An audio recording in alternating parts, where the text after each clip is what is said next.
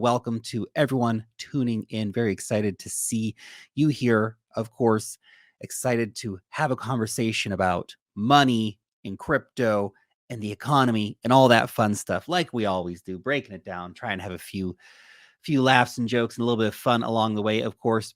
Now let's go ahead and take a look at the first big stories.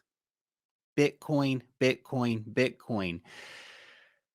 This is probably one of the most important charts in Bitcoin right now. And I know I say that about a lot of charts in Bitcoin, but this is probably one of them for sure. This is the Bitcoin monthly chart.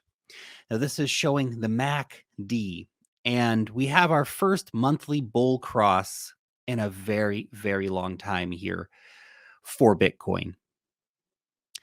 And yet we are stuck. In fact, we've been stuck for months, basically now at this key area of price resistance around $30,000. Every time we rally even the tiniest bit above 30K, we get slammed back down again.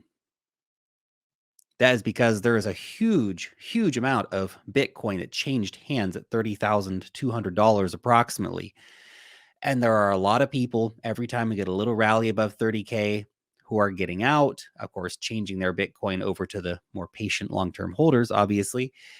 But there's a lot of price resistance in that area. And of course, we can see that it was major support back in the 2021 mid-cycle crash, if you will. So that 30K area has been super important. But now we're at that 30K area. We're knocking on the door daily. And we now have this MACD bull cross. Now, MACD bull crosses are pretty rare.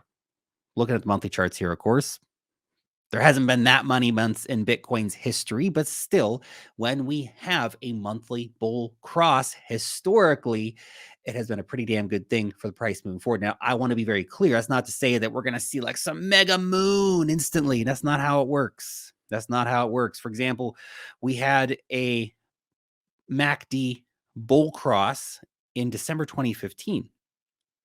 So that took all of 2016 for things to heat up. Then 2017, we had the big blow off top.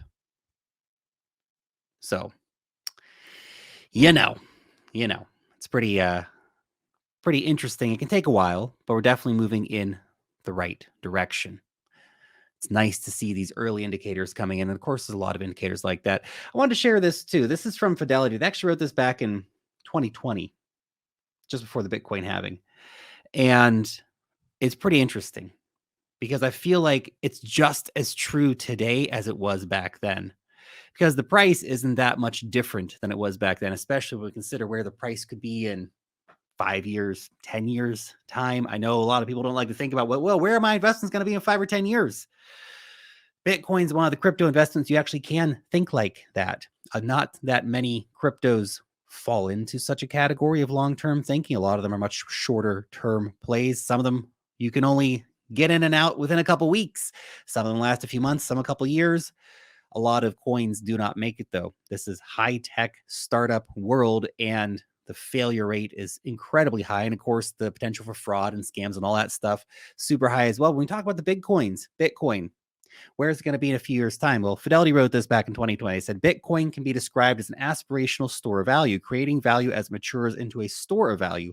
An analogy is that investing in Bitcoin today is akin to investing in Facebook when it had 50 million users with the potential to grow to more than 2 billion users that it has today. This is driven by the idea that Bitcoin offers asymmetric upside. If Bitcoin is widely adopted by retail institutional investors as a store of value, the upside may be substantial relative to the initial upfront investment. Bitcoin is worth about $10,000 at the time they wrote this, approximately. Since then, we've seen some very interesting things happen. And what has this bear market been typified by? Because it's been absolutely crazy. We've seen the number of addresses holding more than one Bitcoin, now over 1 million.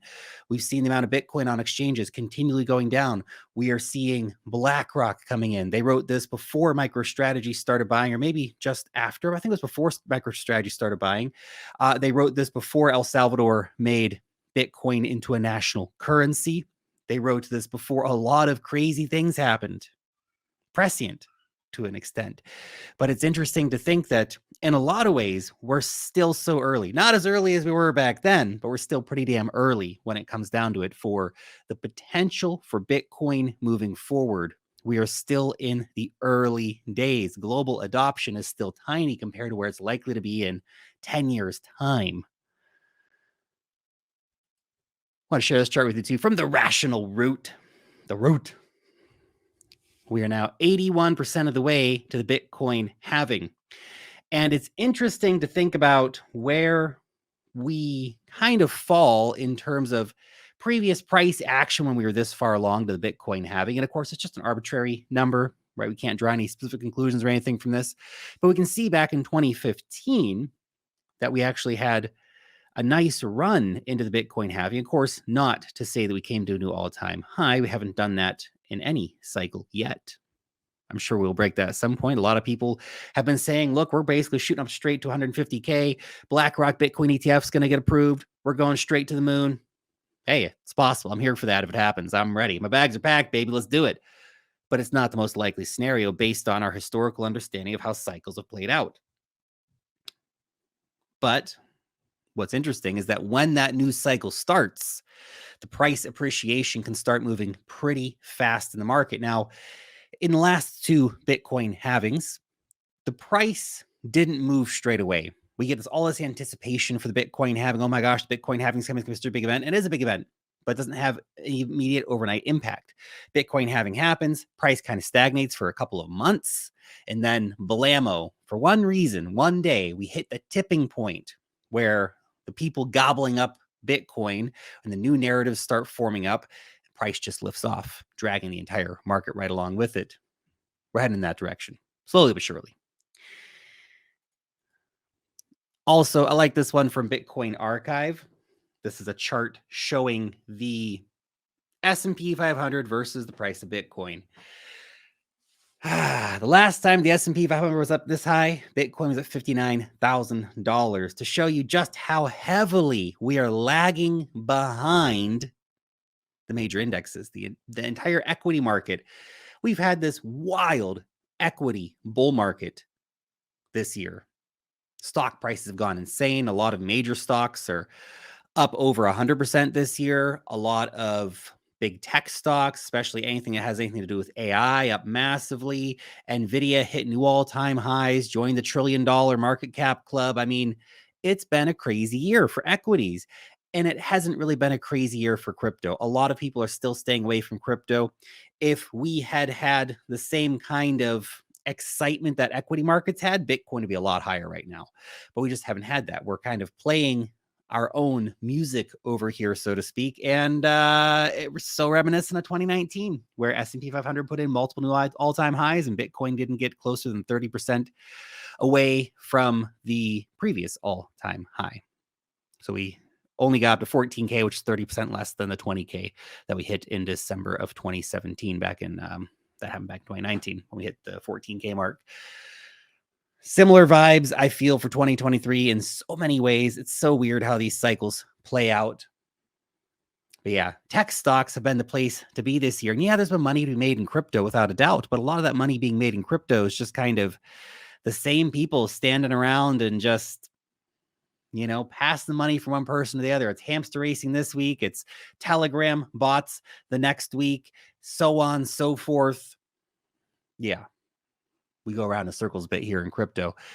A lot of on-chain activity between a lot of the same wallets. Now, before we get into the next charts here, if you are a trader, you need yourself an account over on BYBIT. It's the best place for trading crypto. They have super popular futures markets, very interesting copy trading, great spot altcoin markets as well, one of the biggest spot altcoin markets in the world. And if you use that link down below in the description, you'll get exclusive trading discounts, as well as up to $30,000 in trading and deposit bonuses. So if you are a trader, you got to get it checked out. Use that link down below in the description. Now let's talk about Bitcoin getting to an all-time high in Turkish Lira. This is one of these funny, well, you know, it's not funny because people holding Turkish Lira are getting destroyed. Bitcoin has hit new all-time highs, and Venezuelan currency and Zimbabwean currency and Argentine pesos and all these others, because we keep going back around to the reality of terminal fiat collapse. Just because it hasn't happened to bigger currencies yet doesn't mean they won't slowly bleed out over time, and some of them will critically fail. History is littered with previous reserve currencies or major global currencies that are no longer major global currencies, because central banks always make the same damn mistakes. The people running the show make the same damn mistakes.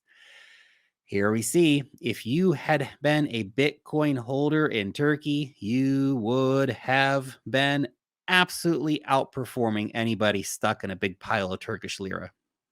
Inflation 40% in Turkey, interest rates 17.5%, not taming inflation, of course, with those crushingly high interest rates. Crazy, crazy, crazy, crazy stuff. I also liked this chart that Seth shared here. So this is showing the MVRVZ score. So that's market value to realized value. Basically, you can see the red circles here showing previous bear markets when the indicator was showing that, well, basically Bitcoin was a great buying price at that time.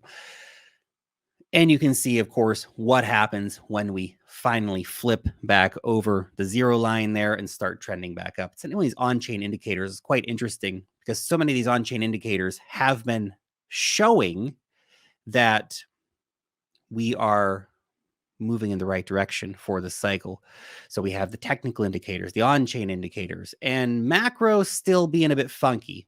We're going to talk about that, but macro is still, in spite of the equity market crazy rally, there's still, I think, a lot of fear from the average investor out there in the markets. But on-chain technicals, all that stuff, looking like we got some interesting times brewing up ahead of us. I want to share this with you as well. Billionaire Tim Draper.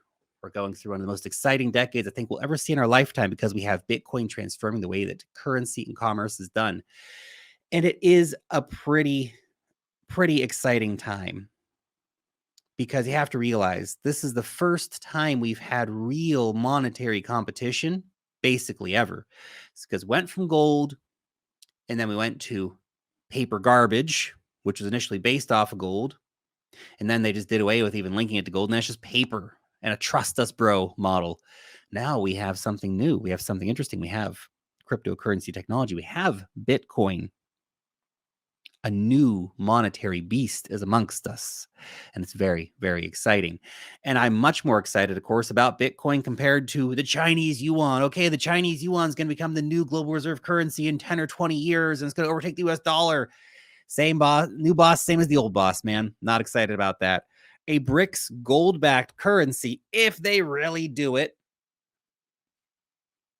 Interesting. I'll give it an interesting. Certainly, it would have a lot more qualities that would make it more dependable money, so to speak, than the US dollar, which is just being inflated away by the central bank. But then there's all kinds of problems that go with that it goes beyond the scope of what I want to discuss today. But there's definitely a lot of problems with that, and trust issues and all the rest of it. And this is interesting. This is a question for you, actually. So let me share the story, and then you can share your answer to this question with me in the comment section. So Robert Kennedy Jr., he's running for president. The ball's on this guy. I mean, seriously, they shot his uncle, they shot his dad, and the dude's running for president. Like, yo, seriously, it's a pair of brass balls there. Anyway, besides the point, he went and talked at the Bitcoin Miami conference and basically got orange pilled, I guess we should say, at that conference. So he bought 14 Bitcoin for his 7 children. By the way, 7 kids, dude, Rob, you've been busy, man. Holy cow. Anyway, I think that's a pretty cool thing. Buying Bitcoin for your kids. I am certainly planning to pass down some Bitcoin to my children. Are you planning to pass Bitcoin down to your children? Is this a situation that you're preparing for? Because I think about this, by the time my son, for example, by the time he's 20, What's the price of one Bitcoin going to be at? The ability for him to buy one Bitcoin. I mean, he's going to have to get some kind of crazy tech startup or something going. Holy cow, in order to be able to afford one Bitcoin in 20 years. I know we don't even think like it. A lot of people at least don't think in terms of like, where's Bitcoin going to be in 20 years? Where's Bitcoin going to be tomorrow in 5 minutes? I need to make a quick 100x trade. No, man, where's Bitcoin going to be in 5 years, 10 years, 20 years? Can you imagine where Bitcoin's going to be in 20 freaking years? That's pretty crazy. That kind of long-term thinking. And I imagine all of his kids are, probably adults now or something like that, but still pretty cool to see him buying 2 Bitcoin for his children. So do let me know, are you planning on buying and holding and stashing away some Bitcoin for your kids and for their future? I know that part of my investing journey has to do with securing a better future for my children, but also I plan on leaving them a little bit of Bitcoin. Let me know if you are as well.